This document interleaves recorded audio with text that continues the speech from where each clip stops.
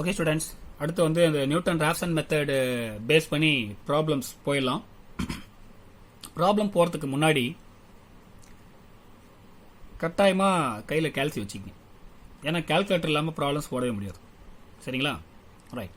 இப்போ first problem என்னன்னா, find the positive root of 2x³ - 3x - 6 = 0 by using Newton Raphson method corrected to 5 decimal places. அதாவது என்னன்னா, ஒரு equation கொடுத்துருக்காங்க. அந்த ஈக்குவேஷனுக்கு நம்ம என்ன கண்டுபிடிக்கணும்? ஒரு பாசிட்டிவ் ரூட் கண்டுபிடிக்கணும். நியூட்டன் ராப்சன் மெத்தட் யூஸ் பண்ணணும். சரி, இப்போ சொல்யூஷன் போகலாம். சொல்யூஷனில் முதல்ல கொடுத்துருக்கிற ஈக்குவேஷனை முதல்ல f of x எடுத்துக்கணும். எடுத்துக்கிட்டு f of 0 கண்டுபிடிங்க. அதாவது f of xல xக்கு பதிலாக 0 போட சொல்கிறேன். அப்போ f of 0 கண்டுபிடிச்சிங்கன்னா உங்களுக்கு வேல்யூ -6 வரும். ஆனால் அந்த -6ங்கிறது என்னது? ஒரு நெகட்டிவ் வேல்யூ. அதே மாதிரி f of 1 கண்டுபிடிங்க. உங்களுக்கு ஒரு -7 அப்படிங்கிற வேல்யூ கிடைக்கும். அதுவும் ஒரு நெகட்டிவ் வேல்யூ இல்லையா? f of 2 அதே மாதிரி கண்டுபிடிங்க. கண்டுபிடிக்கிறப்போ உங்களுக்கு 4 வருது. அந்த 4ங்கிறது ஒரு பாசிட்டிவ் வேல்யூ.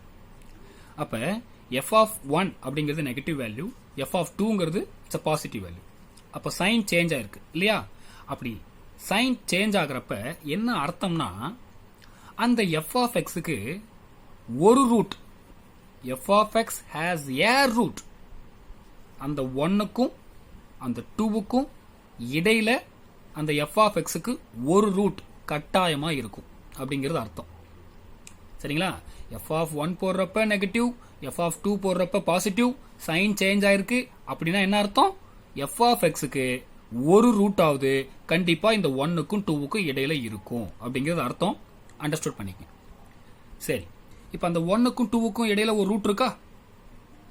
அந்த ரூட்டை அந்த 1க்கும் 2க்கும் இடையில நீங்க என்ன வேணாலும் அஸ்யூம் பண்ணிக்கலாம். எப்படி அஸ்யூம் பண்ணலாம்னா, இப்ப ஃபார் எக்ஸாம்பிள் அந்த 1க்கும் 2க்கும் இடையில ஒரு ரூட் இருக்குன்னு தெரியும். ஒரு 1.5 அஸ்யூம் பண்ணலாம், ஒரு 1.6 அஸ்யூம் பண்ணலாம், 1.8 அஸ்யூம் பண்ணலாம்.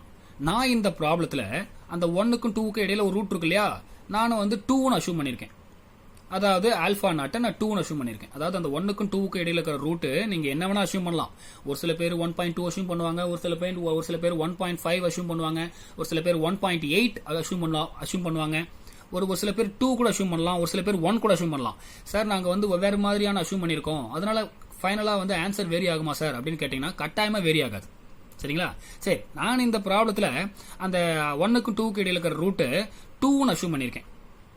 அதுக்கு நான் ஆல்பா நாட்னு எடுத்துக்கிட்டேன். அது அந்த அஸ்யூம் பண்ண ரூட்டை தான் நான் ஆல்பா நாட்னு எடுத்திருக்கேன். சரி, இப்போ அந்த f of x வச்சுக்கிட்டு f dash of x கண்டுபிடிச்சிடலாம். f dash of xனா அந்த f of x ஒரு தடவை டிஃபரன்ஷியேட் பண்ணிக்கங்க, உங்களுக்கு f dash of x கிடைக்கும் இல்லையா? இப்போ அடுத்து நான் என்ன பண்ணியிருக்கேன், இந்த நியூட்டன் ராப்சன் மெத்தட்னுடைய ஐட்ரேட்டிவ் ஃபார்ம்ல எழுதியிருக்கேன். சரிங்களா?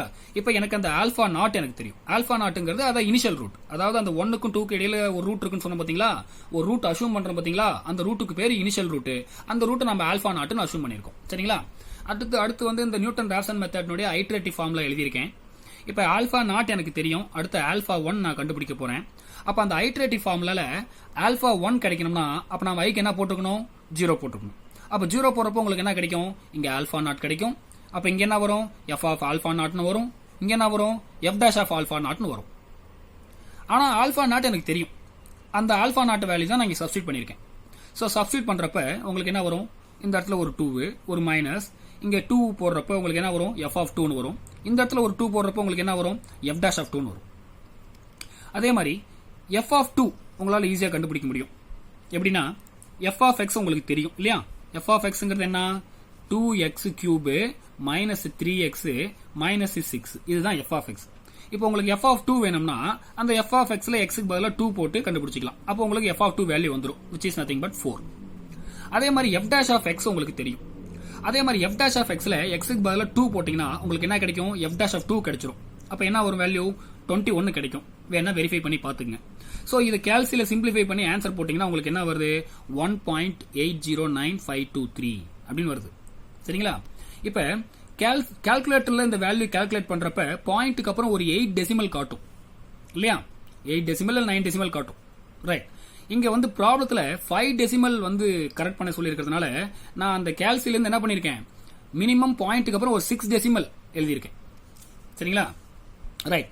இப்போ எப்படி நான் ஆல்ஃபா 1 கண்டுபிடிச்சனோ அதே மாதிரி ஆல்ஃபா 2 கண்டுபிடிக்கிறேன். அப்ப அந்த ஐட்ரேட்டிவ் ஃபார்முலால இருந்து நமக்கு ஆல்ஃபா 2 வேணும்னா அப்ப ஐக்கு என்ன போடணும்? 1 போடணும். அப்போ ஐக்கு 1 போடுறப்ப என்ன வரும்? இங்க ஆல்ஃபா 2 கிடைச்சிரும். அப்ப இங்க ஆல்ஃபா 1 வரும், இங்க எஃப் ஆஃப் ஆல்ஃபா 1 வரும், இங்க எஃப் ஆஃப் ஆல்ஃபா 1 வரும் இல்லையா? Sorry, F dash of alpha 1 வரும் இல்லையா? சோ அதான் இங்க எழுதியிருக்கேன். சோ இப்போ ஆல்ஃபா 1 எனக்கு ஆல்ரெடி தெரியும், இப்பதான் கண்டுபிடிச்சேன். அந்த ஆல்ஃபா 1ங்கிற வேல்யூ சப்ஸ்டிட் பண்ணிட்டேன். சோ சப்ஸ்டிட் பண்றப்போ உங்களுக்கு இது வரும் இல்லையா? மறுபடியும் எஃப் ஆஃப் திஸ் வேல்யூ வேணும்னா எஃப் ஆஃப் எக்ஸ்ல எக்ஸுக்கு பதிலா இந்த வேல்யூ சப்ஸ்டிட் பண்ணா உங்களுக்கு இந்த வேல்யூ கிடைச்சிரும்.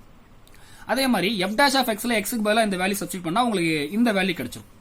சோ இதெல்லாம் யூஸ் பண்ணி கால்குலேட்டர்ல போட்டீங்கன்னா உங்களுக்கு இந்த வேல்யூ வரும்.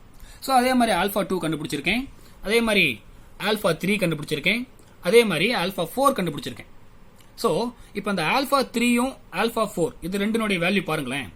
இங்கே பாத்தீங்கன்னா 1.783769, ஆல்ஃபா 4 பாத்தீங்கன்னா அதே மாதிரி 1.783769. சோ இங்கேயும் பாயிண்ட்டுக்கு அப்புறம் 5 டெசிமல் கரெக்ட் ஆயிடுச்சு, இங்கேயும் பாயிண்ட்டுக்கு அப்புறம் 5 டெசிமல் சேமா வந்துருச்சு. சோ நம்ம இதுக்கு மேல இந்த ப்ராப்ளத்தை கன்டினியூ பண்ண தேவையில்லை, நாம இதோட ஸ்டாப் பண்ணிக்கலாம். சோ அப்ப இந்த கொடுக்கப்பட்ட ப்ராப்ளத்துல அந்த கொடுத்திருக்கிற ஈக்குவேஷனுடைய பெட்டர் அப்ராக்சிமேட் ரூட் என்னன்னா 1.783769. சோ இப்படிதான் வந்து உங்களுக்கு ப்ராப்ளம் போட கத்துக்கணும். சரிங்களா? இப்போ நான் ஒரு ப்ராப்ளம் சொல்லி கொடுத்துருக்கேன். அதே மாதிரி அடுத்த ஒரு ப்ராப்ளம் போயிடலாம். அடுத்த ப்ராப்ளம் என்னன்னா அதே மாதிரி தான், என்ன ஒரே ஒரு சேஞ்ச் தான். இதுக்கு மேல இந்த நியூட்டன் ராப்சன் மெத்தட் பேஸ் பண்ணி நீங்க எத்தனை ப்ராப்ளம் போட்டாலும் இதே மாதிரி தான் போட்டுட்டு போகணும். சரிங்களா? சோ இப்போ அடுத்து வந்து பாத்தீங்கன்னா ஒரு ப்ராப்ளம் கொடுத்துருக்கேன். இந்த ப்ராப்ளம் வந்து ரொம்ப ரொம்ப ரொம்ப ரொம்ப இம்பார்ட்டன்ட் ப்ராப்ளம். ஏன்னா அடிக்கடிக்க ப்ரீவியஸ் செமஸ்டர்ல கேட்டுட்டே இருக்காங்க இந்த ப்ராப்ளத்தை. கிட்டத்தட்ட ஒரு 10 செமஸ்டர் எடுத்துக்கிட்டீங்கன்னா அதுல குறைஞ்சபட்சம் ஒரு 8 செமஸ்டர்ல இந்த ப்ராப்ளம் கேட்டிருப்பாங்க. அவ்வளவு இம்பார்ட்டன்டான ப்ராப்ளம். சோ அந்த ப்ராப்ளம் பார்த்துடலாம். என்னன்னா கொடுத்திருக்கிற ஈக்குவேஷன் எப்பயும் போல நான் எஃப் ஆஃப் எக்ஸ் எடுத்துக்கிட்டேன். அதே மாதிரி அந்த எஃப் ஆஃப் எக்ஸுக்கு எதுக்கு இடையில ரூட் இருக்கு அப்படின்னு நான் கண்டுபிடிச்சிக்கிட்டேன். எப்படி கண்டுபிடிச்சேன்? முன்ன சொன்ன மாதிரி எஃப் ஆஃப் எக்ஸ்ல எக்ஸுக்கு பதிலா 0 போட்டேன், நெகட்டிவ் வந்துச்சு. எஃப் ஆஃப் எக்ஸ்ல எக்ஸுக்கு பதிலா 1 போட்டேன், அதாவது எஃப் ஆஃப் 1 கண்டுபிடிச்சேன், பாசிட்டிவ் வேல்யூ வந்துச்சு. சோ அப்ப நெகட்டிவ்ல இருந்து பாசிட்டிவ் சைன் சேஞ்ச் ஆயிருக்கு. அப்ப என்ன அர்த்தம்? அப்ப அந்த எஃப் ஆஃப் எக்ஸுக்கு ஒரு ரூட் எதுக்கு இடையில இருக்கிறதா அர்த்தம்? அந்த 0க்கு 1க்கு இடையில இருக்கிறதா அர்த்தம். சரிங்களா? அப்ப அந்த எஃப் ஆஃப் எக்ஸுக்கு ரூட் எதுக்கு இடையில இருக்குது அப்படிங்கறத நான் முதல்ல கண்டுபிடிச்சிக்கிட்டேன். சரி இருக்கட்டும். இப்ப 0க்கும் 1க்கும் இடையில நாம ஒரு ரூட்டை, இனிஷியல் ரூட்டை நாம அசியூம் பண்ணோம். 0க்கும் 1க்கும் இடையில ஒரு ரூட்டை நாம அசியூம் பண்றோம். சரிங்களா? அந்த ரூட்டுக்கு பேரு இனிஷியல் ரூட். அதை நம்ம என்னன்னு டினோட் பண்றோம்? ஆல்பா நாட் அப்படின்னு டினோட் பண்றோம். சரிங்களா? அப்படியே கையோட எஃப் டேஷ் ஆஃப் எக்ஸ் கண்டுபிடிச்சிங்க. சரிங்களா? ரைட். இப்ப இதோட இருக்கட்டும். இந்த ப்ராப்ளம் கன்டினியூ பண்றதுக்கு முன்னாடி கால்சிய ரேடியன் மோட்ல சேஞ்ச் பண்ணிக்கங்க. ஏன்னா இப்ப மட்டும் இல்ல, இதுக்கப்புறம் நம்ம இந்த யூனிட் 3, 2, 3, 4, 5 எந்த யூனிட்ல எந்த ப்ராப்ளம் போட்டாலும் கொடுக்கப்பட்ட ப்ராப்ளத்துல ட்ரிக்னாமெட்ரிக் ஃபங்க்ஷன் வந்துட்டாவே நாம அந்த ப்ராப்ளம் சால்வ் பண்றதுக்கு முன்னாடி கால்சிய ரேடியன் மோட்ல சேஞ்ச் பண்ணிக்கிட்டு தான் நீங்க சால்வ் பண்ணணும். சப்போஸ் இன் கேஸ் நான் ரேடியன் மோட்ல சேஞ்ச் பண்ண மறந்துட்டேன் சார், நான் டிகிரி மோட்லயே வச்சு போட்டுட்டேன் அப்படின்னா வேல்யூ தப்பா வரும்.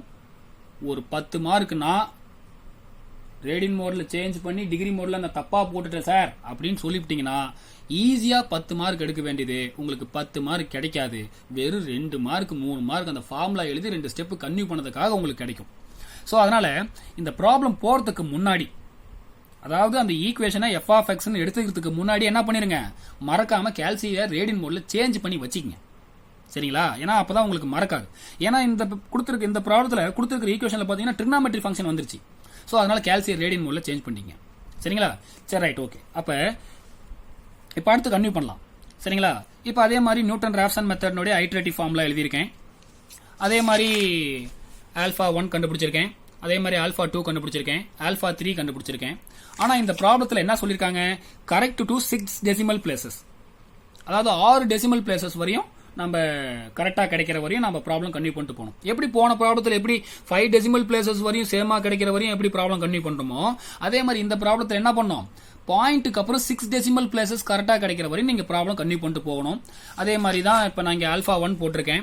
இங்க வந்து 6 டெசிமல் பிளேசஸ் வரையும் கரெக்ட் ஆகிற மாதிரி ப்ராப்ளம் போடணும் அப்படிங்கிற மாதிரி சொல்லியிருக்காங்க. ஸோ அதனால நான் என்ன பண்ணிக்கிட்டேன், இந்த ஆல்ஃபா 1 கண்டுபிடிக்கும் போதோ இல்ல இந்த ஆல்ஃபா 2 கண்டுபிடிக்கும் போதோ மினிமமா நான் எத்தனை டெசிமல் பிளேசஸ் மெயின்டைன் பண்ணிக்கிட்டேன், ஒரு 7 டெசிமல் பிளேசஸ் மெயின்டைன் பண்ணிக்கிட்டேன். அப்படி நீங்க 7 டெசிமல் இந்த ஆல்ஃபா 1 ஆல்ஃபா 2 ஆல்ஃபா 3 அந்த மாதிரிலாம் கண்டுபிடிக்க போகும்போது நீங்க அட்லீஸ்ட் பாயிண்ட்டுக்கு அப்புறம் ஒரு 7 டெசிமல் பிளேசஸ் மெயின்டைன் பண்ணா தான் உங்களுக்கு 6 டெசிமல் பிளேசஸ் கரெக்ட் ஆகிற மாதிரி உங்களுக்கு ப்ராப்ளம் போட முடியும். சரிங்களா? அதே மாதிரி ஆல்ஃபா 1 கண்டுபிடிச்சிருக்கேன், ஆல்ஃபா 2 கண்டுபிடிச்சிருக்கேன், அதே மாதிரி ஆல்ஃபா 3 கண்டுபிடிச்சிருக்கேன். நான் ஆல்ஃபா 3யோட ஸ்டாப் பண்ணிட்டேன். அடுத்து நான் ஆல்ஃபா 4 போல. ஏன்னு கேட்டீங்கன்னா இங்க ஆல்ஃபா 2 வேல்யூ ஆல்ஃபா 3 வேல்யூ பாத்தீங்கன்னா பாயிண்ட்டுக்கு அப்புறம் என்ன ஆயிடுச்சு, 5 டெசிமல் பிளேசஸ் எனக்கு வந்து 6 டெசிமல் பிளேசஸ் எனக்கு சேமா கிடைச்சிருச்சு. சரிங்களா? அதனால நான் ப்ராப்ளத்தை இதோட ஸ்டாப் பண்ணிக்கிட்டேன். ஸோ அப்போ கொடுத்துருக்கிற இந்த ப்ராப்ளத்தில் கொடுத்துருக்கிற ஈக்குவேஷனுடைய பெட்டர் அப்ராக்சிமேட் ரூட் என்னன்னா இந்த கரெக்டா கிடைச்ச அந்த 6 டெசிமல் பிளேசஸ் அப்படியே எடுத்து எழுதிருங்க. ஸோ இதுதான் better approximate root of the given problem of the given equation. ஓகேங்களா? ரைட் சார், இது என்ன சார் இங்க பாயிண்ட்டுக்கு அப்புறம் 607 101 வந்திருக்கு, இங்கேயும் அதான வந்திருக்கு, இங்க மட்டும் என்ன 102 போட்டிருக்கீங்க அப்படின்னு கேட்டீங்கன்னா நான் இங்க ரவுண்ட் ஆஃப் பண்ணிக்கிட்டேன். எப்படின்னா இப்ப இந்த ஆல்பா 2 வேல்யூல பாத்தீங்கன்னா இந்த 018 இருக்கா, இங்க 5க்கு மேல போச்சுனாவே இது என்ன பண்ணிடலாம், இதையும் 2 ஆக்கிடலாம். அதே மாதிரி இங்கேயும் பாருங்க, இங்கேயும் 5க்கு மேல போயிருக்கும், அதனால இது என்ன பண்ணலாம், இது 2 ஆக்கிடலாம். சோ அதனால தான் அப்படி எழுதியிருக்கேன். சரிங்களா? இதுல உங்களுக்கு எந்த விதமான டவுட் இருக்காது. சரி, டவுட் இருந்தா கேளுங்க, பேசிக்கலாம். சரிங்களா? அடுத்து இது தேர்ட் ப்ராப்ளம். இப்ப தேர்ட் ப்ராப்ளம் பாத்தீங்கன்னா இது வேற மாதிரி. எப்படின்னா இப்ப ரூட் எண்ணுக்கு ஒரு ஐட்ரேட்டிவ் ஃபார்முலா கண்டுபிடிக்க சொல்லியிருக்காங்கப்பா.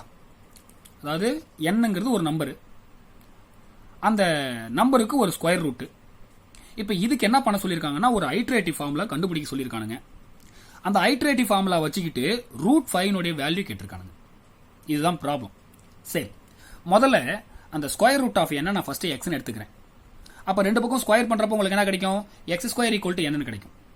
சோ இப்போ இந்த n இந்த பக்கம் கொண்டு வந்துட்டா உங்களுக்கு என்ன வரும், X square minus n equal to 0 வரும். சோ இதைத்தான் நான் என்ன பண்ணிருக்கேன், f ஆஃப் x எடுத்திருக்கேன். இதுதான் நான் என்ன பண்ணிருக்கேன், f ஆஃப் x எடுத்திருக்கேன். சரி, இப்ப இந்த f ஆஃப் x ஒரு தடவை டிஃபரன்ஷியேட் பண்ணிட்டா உங்களுக்கு f டாஷ் ஆஃப் x கிடைச்சிரும். அடுத்து நான் என்ன பண்ணிருக்கேன், நியூட்டன் ராப்சன் மெத்தட்னுடைய ஐட்ரேட்டிவ் ஃபார்முலாவை எழுதியிருக்கேன். இப்ப நமக்கு ஆல்பா நாட் வேணும். சரி, இப்ப முதல்ல ரூட் எண்ணுக்கு நம்ம முதல்ல ஐட்ரேட்டிவ் ஃபார்முலா கண்டுபிடிச்சிடலாம். சரிங்களா?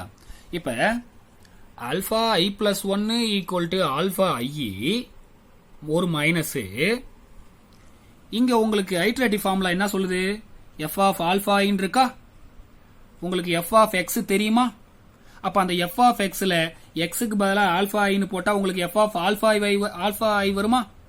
அதே மாதிரி f டாஷ் ஆஃப் x தெரியுமா, அந்த f டாஷ் ஆஃப் xல xக்கு பதிலா ஆல்பா ஐன்னு போட்டுக்கிட்டா f dash of alpha i கிடைக்குமா. சோ அந்த மாதிரி தான் நான் f ஆஃப் ஆல்பா i போட்டிருக்கேன், f dash of alpha i போட்டிருக்கேன். அதாவது f ஆஃப் xல xக்கு பதிலா ஆல்பா i போட்டுக்கிட்டா உங்களுக்கு இது வரும், f டாஷ் ஆஃப் xல xக்கு பதிலா ஆல்பா i போட்டா இது கிடைக்கும். சரி, இதை சிம்பிளிஃபை பண்ணா உங்களுக்கு இப்படி வந்துரும். சோ இதுதான் என்னது, ரூட் என்னுடைய ஐட்ரேட்டிவ் ஃபார்முலா. ரூட் என்னுடைய ஐட்ரேட்டிவ் ஃபார்முலா. சரி, இப்ப நான் ஃபர்ஸ்ட் என்ன பண்ணிருக்கேன், அவன் சொன்ன மாதிரி நான் ரூட் எண்ணுக்கு முதல்ல ஐட்ரேட்டிவ் ஃபார்முலா கண்டுபிடிச்சிட்டேன். சரி, இப்ப அந்த ரூட் என்னுடைய ஐட்ரேட்டிவ் ஃபார்முலா வச்சுக்கிட்டு ரூட் 5 வேல்யூ கண்டுபிடிக்கணும். சரி, அப்ப வெரி சிம்பிள். அப்ப ரூட் என்னுடைய ஐட்ரேட்டிவ் ஃபார்முலா எனக்கு தெரியும், எனக்கு ரூட் 5 வேல்யூ வேணும்னா அப்ப அந்த ஐட்ரேட்டிவ் ஃபார்முலால என்னக்கு 5 போட்டுக்கலாம் தானே. சோ அப்ப என்னக்கு 5 போட்டுட்டா இப்படி கிடைக்குமா. சரி, இப்ப நம்ம ஐட்ரேஷன் கன்டினியூ பண்ணோம்னா முதல்ல நமக்கு ஆல்பா நாட் வேணுமா. அப்ப ஆல்பா நாட் எப்படி கண்டுபிடிக்கலாம், ஒரு அஸ்யூம் பண்ணலாம். எப்படி, ஏன்னா ஸ்கொயர் ரூட் ஆஃப் 4 வந்து 2 இல்லையா, அப்ப ஸ்கொயர் ரூட் ஆஃப் 5 என்ன கிடைக்கும், ஒரு 2.0 சம்திங் ஏதாவது கிடைக்கலாம். நான் என்ன பண்ணிருக்கேன், அதுக்கு நியரா ஒரு ஆல்பா நாட் அஸ்யூம் பண்ணிக்கிட்டேன். சரிங்களா? அந்த ஆல்பா நாட் அஸ்யூம் பண்ணிக்கிட்டு ஆல்பா 1 கண்டுபிடிச்சிருக்கேன், ஆல்பா 2 கண்டுபிடிச்சிருக்கேன், அதே மாதிரி ஆல்பா 3 கண்டுபிடிச்சிருக்கேன், அதே மாதிரி ஆல்பா 4 கண்டுபிடிச்சிருக்கேன். கண்டுபிடிச்சிட்டு நான் என்ன பண்ணிருக்கேன், 5 டெசிமல் பிளேசஸ் கரெக்ட் ஆகிற வரையும் நான் ப்ராப்ளத்தை கன்டினியூ பண்ணிட்டு வந்திருக்கேன். இந்த ப்ராப்ளத்துல எத்தனை டெசிமல் பிளேசஸ் கரெக்ட் பண்ணணும் அப்படிங்கறத அவன் சொல்லல. அவன் சொல்லல, நீங்க என்ன பண்ணணும், மினிமம் 4 டெசிமல் பிளேசஸ் அல்லது 5 டெசிமல் பிளேசஸ் கரெக்ட் ஆகிற மாதிரி நீங்க ப்ராப்ளம் கன்டினியூ பண்ணி போட்டுக்கணும். சப்போஸ் அவன் ப்ராப்ளத்துல அவன் மென்ஷன் பண்ணலினா சரிங்களா? சரி, ரைட், ஓகே. இப்போ நான் இங்க வந்து இந்த ப்ராப்ளத்தில் 5 டெசிமல் பிளேசஸ் கரெக்ட் ஆகிற வரையும் ப்ராப்ளம் கண்டினியூ பண்ணிட்டு போட்டு வந்திருக்கேன். இப்போ இங்க ஆல்ஃபா 3 கண்டுபிடிச்சிருக்கேன், ஆல்ஃபா 4 கண்டுபிடிச்சிருக்கேன். அப்போ கண்டுபிடிக்கிறப்ப ஆல்ஃபா 3லயும் ஆல்ஃபா 4லயும் இந்த ரெண்டு வேல்யூலையும் பாத்தீங்கன்னா எனக்கு ஒரு 5 டெசிமல் பிளேசஸ் கரெக்டா கிடைச்சிருச்சு. அதனால நான் ப்ராப்ளம் அதோட ஸ்டாப் பண்ணிக்கிட்டேன். ஸோ அப்போ √5 உடைய அப்ராக்சிமேட் வேல்யூ 2.23606. சரிங்களா? உங்களுக்கு இந்த ப்ராப்ளம் புரிஞ்சிருக்கும். அதே மாதிரி உங்களுக்கு ஒரு ப்ராப்ளம் நீங்களா ட்ரை பண்ண சொல்லி ஒரு ப்ராப்ளம் கொடுத்துருக்கேன். இப்போ என்ன பண்ணோம்? போன ப்ராப்ளம் போட்ட மாதிரியே இப்போ ரெசிப்ரோக்கல் ஆஃப் ஏ நம்பர், என்னங்கிறது நம்பர், அதனுடைய ரெசிப்ரோக்கல் என்ன? 1/n. ஸோ இப்போ இந்த 1/nக்கு என்ன பண்றீங்க? ஒரு ஐட்ரேட்டிவ் ஃபார்முலா கண்டுபிடிங்க. அந்த ஐட்ரேட்டிவ் ஃபார்முலா வச்சுக்கிட்டு 1/19 அதனுடைய வேல்யூ கண்டுபிடிங்க. அப்ப 1/nக்கு ஐட்ரேட்டிவ் ஃபார்முலா கண்டுபிடிக்கிறீங்க. அந்த ஐட்ரேட்டிவ் ஃபார்முலா வச்சு 1/19 உடைய வேல்யூ கண்டுபிடிக்கிறீங்க.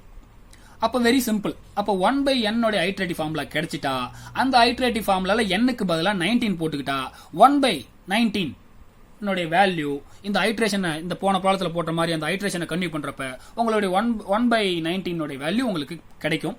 இந்த ப்ராப்ளம் ட்ரை பண்ணுங்க, நீங்களா ட்ரை பண்ணுங்க. உங்களுக்கு ஏதாவது டவுட் இருந்தா கேளுங்க. வேணா சும்மா ஜஸ்ட் தோராயமா போட்டு காட்டுறேன். இப்போ என்னன்னா இப்போ வந்து x = ஒரு 1/n எடுத்துக்கலாம். ஸோ இப்போ வந்து n வந்து என்ன வரும் அப்படின்னா இந்த பக்கம் கொண்டு போயிடலாம், 1/xன்னு வரும். சரிங்களா? அப்ப என்ன வரும் டோட்டலா?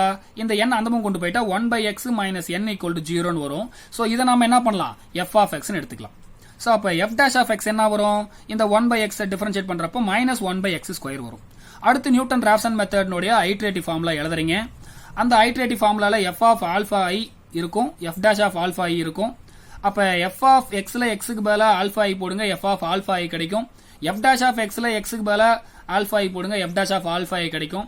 அப்படி போடுறப்ப உங்களுக்கு வந்து என்ன கிடைக்கும்னா 1/n உடைய ஐட்ரேட்டிவ் ஃபார்முலா ஃபர்ஸ்ட் கிடைச்சிரும். அப்போ 1/19 உடைய வேல்யூ வேணும்னா அந்த ஐட்ரேட்டிவ் ஃபார்முலால n-க்கு பதிலா 19 ரீப்ளேஸ் பண்ணிக்கங்க. ஆல்பா நாட்டை நீங்களே அஷ்யூம் பண்ணிக்கங்க. இப்போ ஒரு எக்ஸாம்பிள் 1/19 உடைய வேல்யூ தோராயமா எவ்வளவு இருக்கலாம்?